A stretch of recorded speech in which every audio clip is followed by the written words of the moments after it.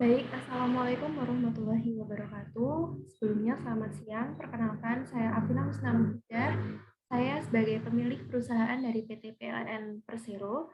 Di sini saya akan mengkonsultasikan beberapa masalah mengenai perusahaan PT PLN Persero kepada para konsultan yang ada di sini.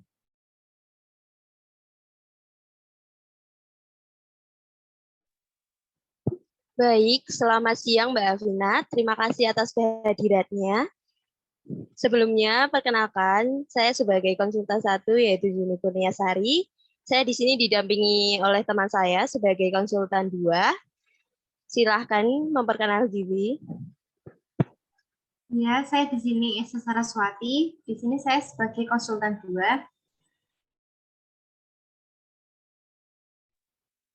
Baik, untuk yang selanjutnya silahkan kepada Mbak Afina dipaparkan tentang deskripsi perusahaan dan permasalahan yang terjadi.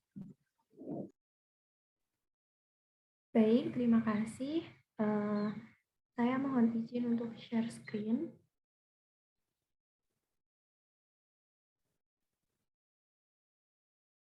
Sebelumnya, apakah sudah terlihat? Sudah terlihat Mbak Afina. Baik, langsung saja saya mulai. Nah, di sini saya akan memaparkan penyimpangan etika bisnis PT PLN Persero.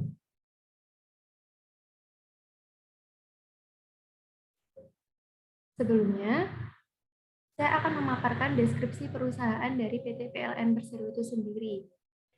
Nah, untuk PT PLN Persero ini memiliki nama perusahaan yakni PT Perusahaan Listrik Negara atau PLN Persero. Kantor pusatnya ada di Kecamatan Kebayoran Baru, Jakarta. Didirikan pada tanggal 1 Januari tahun 1965. Untuk pendapatannya 285,6 triliun rupiah pada tahun 2019. Jumlah karyawannya 54.129 rupiah. Mohon maaf, jumlah karyawan 54.129 orang pada tahun 2019. Laba bersihnya 4.322 triliun. Kemudian kegiatan usahanya pembangkit transmisi, distribusi, dan jasa lain terkait kelistrikan. Untuk jenisnya perusahaan perseroan atau persero, perusahaan negara atau perusahaan umum antara 1965 hingga 1994, dan untuk anak perusahaannya pembangkitan Jawa sampai Bali, Indonesia Power, dan lain sebagainya. Nah, untuk selanjutnya, untuk deskripsi lanjutannya, PT Perusahaan Listrik Negara Persero disingkat PLN adalah sebuah badan usaha milik negara BUMN yang mengurusi semua aspek kelistrikan yang ada di Indonesia. Ketenaga listrikan di Indonesia dimulai pada akhir abad ke-19 ketika beberapa perusahaan Belanda mendirikan pembangkit listrik untuk keperluan sendiri. Pengusaha tenaga listrik untuk kepentingan umum dimulai sejak perusahaan swasta Belanda NVNIGM memperluas usahanya di bidang tenaga listrik yang semula hanya bergerak di bidang gas, kemudian meluas dengan berdirinya perusahaan swasta lainnya. PT PLN Persero bermula pada 27 Oktober 1945, di mana Presiden Soekarno membentuk Jawatan Listrik dan Gas yang berada di bawah Departemen Pekerjaan Umum dan Tenaga untuk mengelola pembangkit listrik yang dimiliki saat itu dengan kapasitas total 154,5 MW. Perusahaan berkembang melewati beberapa fase perusahaan bentuk hingga pada tahun 1994 sesuai PP nomor 23 tahun 1994 menjadi perusahaan perseroan atau Persero di PT Perusahaan Listrik Negara atau disingkat PT PLN Persero berdasarkan Akta 169 tanggal 30 Juli 1994 dari Sutipto, notaris panjang 75 tahun perjalanan. PT PLN Persero telah berhasil menjadi salah satu perusahaan dengan aset terbesar di Indonesia sebesar 1.589 triliun. Ini berdasarkan LKPT PLN Persero 2020 audited. Kemudian lanjutannya, PLN memiliki visi untuk menjadi perusahaan listrik terkemuka se-Asia Tenggara dan satu pilihan pelanggan untuk solusi energi. Nah, dalam mewujudkan visi tersebut, PLN mengemban misi untuk menjalankan bisnis kelistrikan dan bidang lain yang terkait, berorientasi pada kepuasan pelanggan, anggota perusahaan, dan pemegang saham. PLN juga bertekad untuk menjadikan tenaga listrik sebagai media meningkatkan kualitas kehidupan masyarakat, serta mengupayakan agar tenaga listrik menjadi pendorong kegiatan ekonomi. Dalam kesehariannya, PLN selalu berupaya menjalankan kegiatan usaha yang berwawasan lingkungan. Itulah deskripsi dari perusahaan PT PLN Persero. Kemudian saya lanjut ke peraturan PT PLN Persero. Di sini untuk peraturannya bahwasanya PT PLN Persero termasuk dalam perusahaan BUMN yang memiliki banyak sekali aturan yang harus dipatuhi secara hukum, dari aturan yang paling dasar hingga aturan tertinggi yang harus dipatuhi oleh seluruh aspek di dalam perusahaan. PT Perusahaan Listrik Negara Persero adalah perusahaan pemerintah yang bergerak di bidang pengadaan listrik nasional. Hingga saat ini, PT PLN masih merupakan satu-satunya perusahaan listrik sekaligus pendistribusinya. Dalam menjalankan tugasnya, PT PLN harus mematuhi segala aturan yang berlaku. Peraturannya tercantum dalam Peraturan Direksi PT PLN Persero nomor 0076,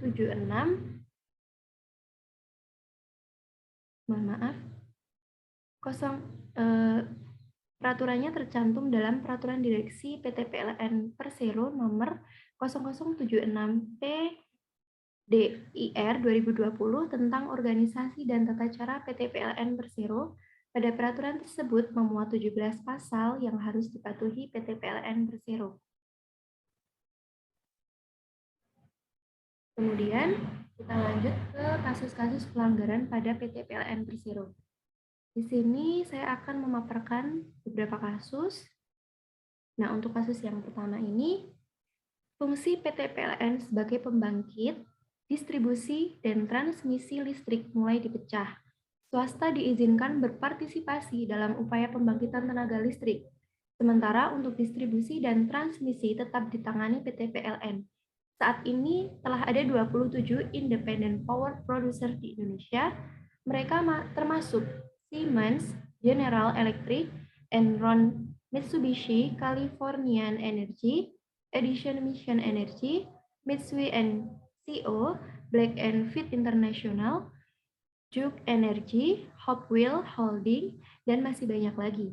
Tetapi dalam menentukan harga listrik yang harus dibayar masyarakat tetap ditentukan oleh PT PLN sendiri. Kemudian,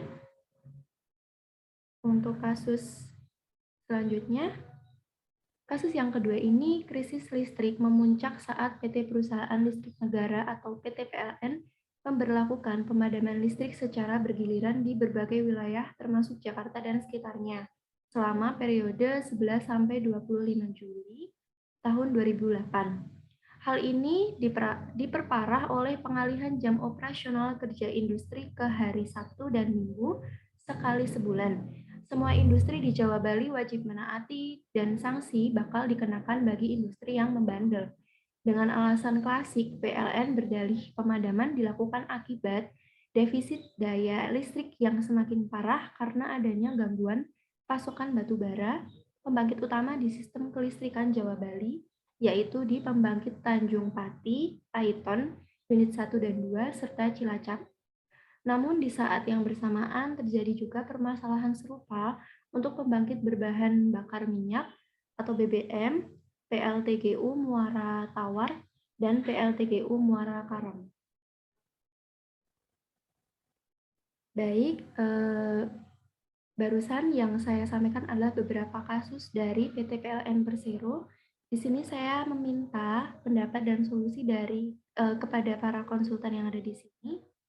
Terima kasih, saya izin stop share.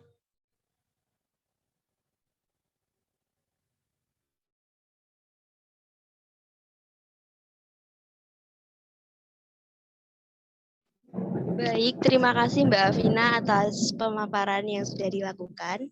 Untuk yang selanjutnya, saya dan konsultan 2 akan memaparkan hasil analisis dan juga upaya untuk menyelesaikan kasus yang ada di PT PLN Persero. Baik, untuk konsultan 2, silahkan di-share screen.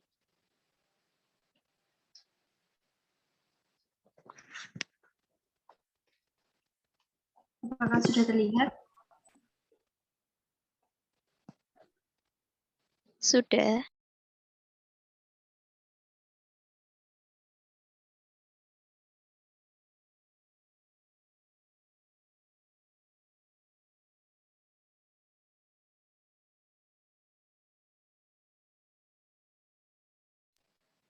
Berikut ini adalah hasil analisis dan upaya penyelesaian PT PLN Persero.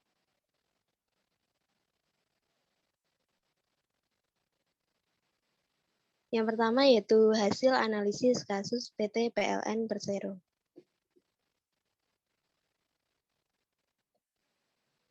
Untuk hasil analisisnya, seperti yang tadi dipaparkan oleh Mbak Afina, bahwa PT Perusahaan Listrik Negara Persero adalah perusahaan pemerintah yang bergerak di bidang pengadaan listrik nasional. Hingga saat ini PT PLN masih merupakan satu-satunya perusahaan listrik sekaligus pendistribusiannya. Dalam hal ini, jelas PT PLN sudah seharusnya dapat memenuhi kebutuhan listrik bagi masyarakat dan mendistribusikannya secara merata. Usaha PT PLN termasuk ke dalam jenis monopoli murni. Hal ini ditujukan karena PT PLN merupakan penjual atau produsen tunggal produk yang unik dan tanpa barang pengganti yang dekat, serta kemampuannya untuk menerapkan harga berapapun yang mereka kehendaki. Nah, berdasarkan pasal 33 UUD 1945 menyebutkan bahwa sumber daya alam dikuasai negara dan dipergunakan sebesar-besarnya bagi kemakmuran rakyat. Sehingga dapat disimpulkan bahwa monopoli pengaturan penyelenggaraan penggunaan, persediaan, dan pemeliharaan sumber daya alam, serta pengaturan hubungan hukumnya ada pada negara. Pasal 33 mengamanatkan bahwa perekonomian Indonesia akan ditopang oleh 3 pemain utama, yaitu koperasi, BUMN, atau BUMD, yaitu badan usaha milik negara atau daerah, dan swasta yang akan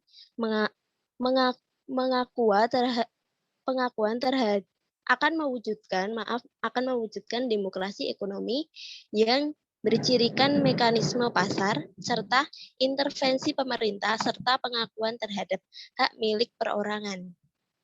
Nah, dalam penafsiran dari kalimat dikuasai oleh negara, dalam ayat 2 dan 3 tidak selalu dalam bentuk kepemilikan, tetapi utamanya dalam bentuk kemampuan untuk melakukan kontrol dan pengaturan serta memberikan pengaruh agar perusahaan tetap berpegang pada asas kepentingan mayoritas masyarakat dan sebesar-besarnya kemakmuran rakyat.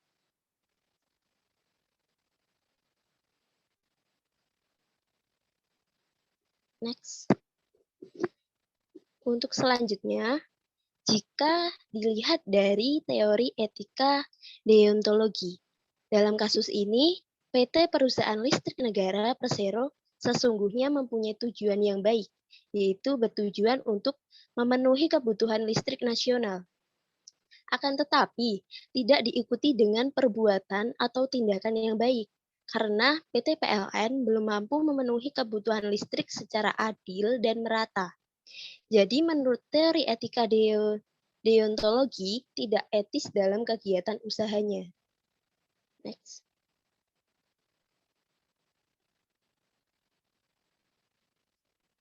Yang selanjutnya, jika ditinjau dari teori utilitarianisme, tindakan PT PLN bila ditinjau dari teori etika utilitarisme dinilai tidak etis karena mereka melakukan monopoli, sehingga kebutuhan masyarakat akan listrik sangat bergantung pada PT PLN. Dari beberapa kasus tersebut bahwa PT Perusahaan Listrik Negara Persero telah melakukan tindak monopoli yang menyebabkan kerugian pada masyarakat. Tindakan PT PLN ini melanggar Undang-Undang Republik Indonesia Nomor 5 Tahun 1999 tentang larangan praktik monopoli dan persaingan usaha tidak sehat.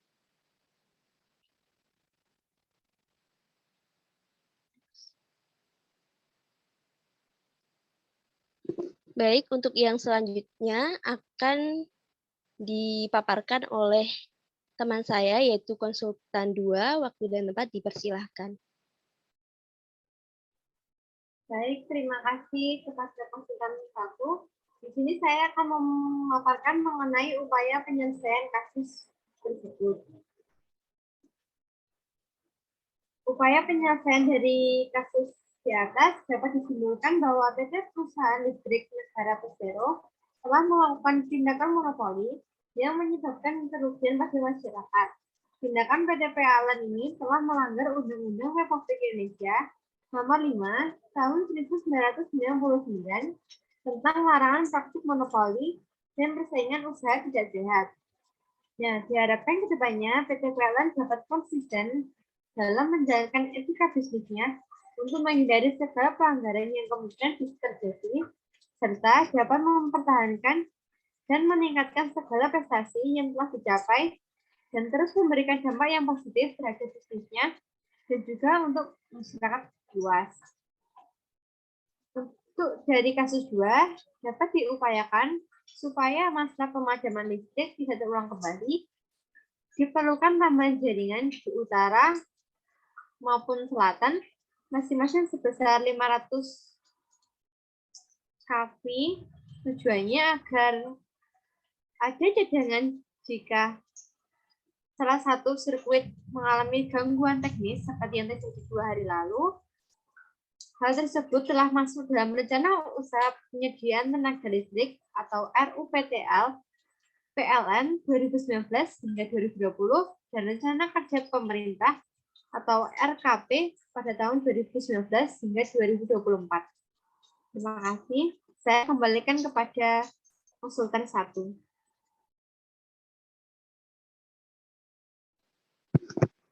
Baik, terima kasih kepada konsultan 2 yang sudah memaparkan. Berikutnya,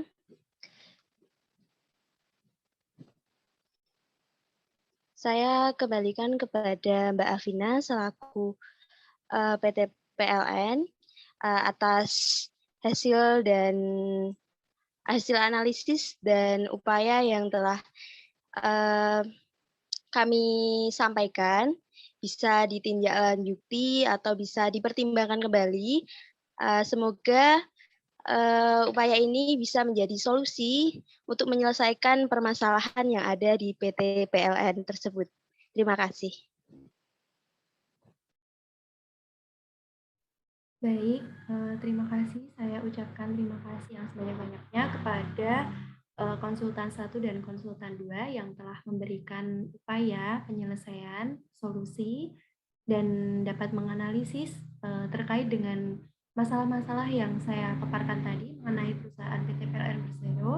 Untuk selanjutnya akan perusahaan tindak lanjuti sebagai bahan untuk introspeksi ke depannya supaya menjadi lebih baik lagi untuk perusahaan sendiri dan untuk masyarakat ke depannya. Terima kasih dan juga untuk waktu dan kerjasamanya saya ucapkan terima kasih banyak. Baik, saya mohon izin untuk mengakhiri Zoom kali ini. Selamat siang. Wassalamualaikum warahmatullahi wabarakatuh.